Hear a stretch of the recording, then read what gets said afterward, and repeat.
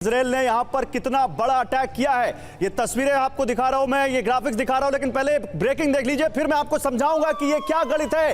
देखिए, एक बहुत बड़ा हमला इजराइल ने किया गाजा में, तबाह हो गया है गाजा।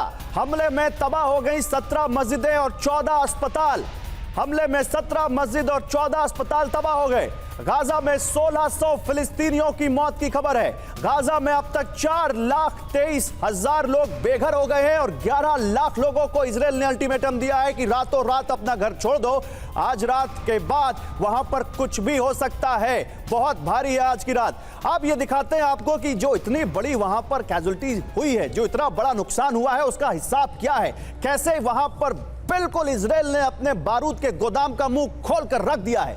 गाजा पट्टी 365 स्क्वायर किलोमीटर की है, आबादी वहां पर अगर 6000 प्रति वर्ग किलोमीटर माने तो बारूद 4000 टन अभी तक बरसाया है यहां इजराइल ने। हिसाब जरा जोड़ लेंगे ना तो हैरान हो जाएंगे, हैरान हो जाएंगे हिसाब जोड़कर। एक आदमी पर 2 किलो बारूद गिरा चुका है इजराइल अभी तक, 4000 टन, और ये डेटा लगातार बढ़ता जा रहा है। आदमी तो नहीं बढ़ रहे हैं लेकिन बारूद बढ़ता जा रहा है। 982 स्क्वायर फीट अगर हिसाब लगाएं तो उसमें 1 किलो बारूद, 2 BHK के घर में अगर 1 किलो बारूद फट जाए, सोचिए क्या होगा। ये हाल है और ये लगातार डेटा बढ़ता जा रहा है लगातार। जनरल मेस्टन, मैं अपने दोनों विशेषज्ञों के पास जाऊंगा, लेकिन ये सर कितना बड़ा हमला है सर?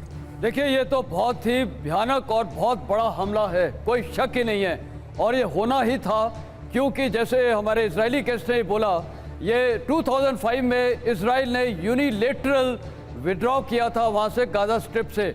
उसी के बाद 2005 से ये जो ये कासम रॉकेट्स डालने शुरू कर दिए, हर साल बढ़ते जा रहे हैं, और अभी तो इंसानियत की सारी हद निकल गई जो इन्होंने किया।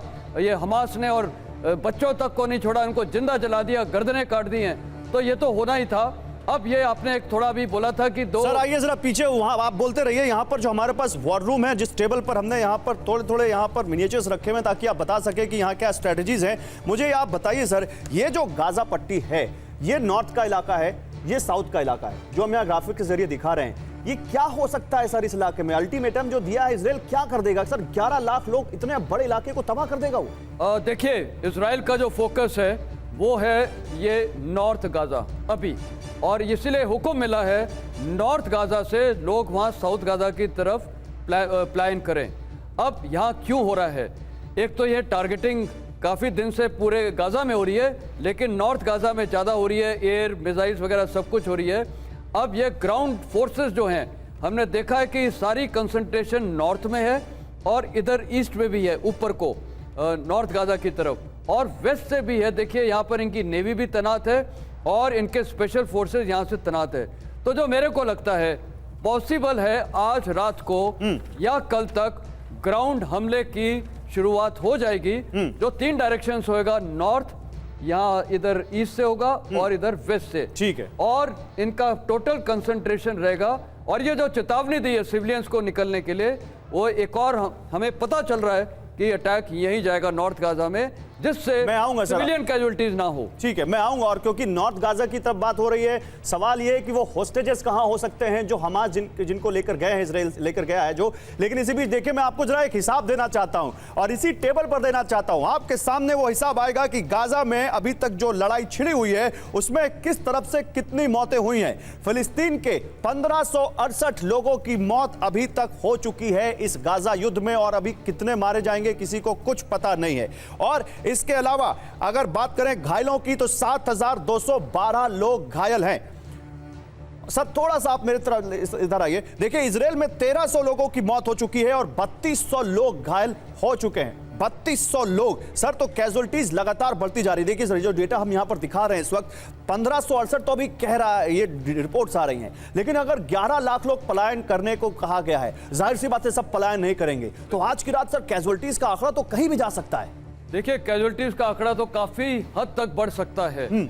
और देखिए, इजराइल की भी कैजुअल्टीज हो रही हैं। अभी आपने दिखाया अश्केलोन में इन्होंने फिर रॉकेट फायर किए हैं। हैरानी की बात है, ये कहां से करते जा रहे हैं? तो इसका मतलब they are well prepared, well fortified, और ये लड़ेंगे आखिरी तक। और जब ये हारने लगेंगे, बिल्कुल मैं आपको ये बता रहा हूँ, ये वो भी करेंगे। तो वेल प्रिपेयर्ड का अंदाजा इसी से लगा सकते हैं कि उन्होंने एक F-16 गिरा दिया, ये रिपोर्ट्स आ रही हैं। F-16 का रिपोर्ट अभी कितना कंफर्म है वो पता नहीं है, क्योंकि हैज आईडीएफ कंफर्म? मेरे को नहीं लगता है। ये देखिए कुछ प्रोपोगंडा भी होगा, क्योंकि कौन सा इनके पास हथियार है जिससे एक F-16 को डाउन किया होगा, और F-16 एक्चुअली फिजिकली पार ही नहीं करेगा। नहीं सर, लेकिन देखिए यहाँ पर अगर यहाँ इस जगह से यहाँ पर अगर इस एयर स्पेस में यहाँ F-16 उड़ रहे हैं और ये रॉकेट अगर दागते हैं, तो क्या ये संभव नहीं है कि यहाँ से जो रॉकेट आ रहा हो F-16 को टारगेट कर सके?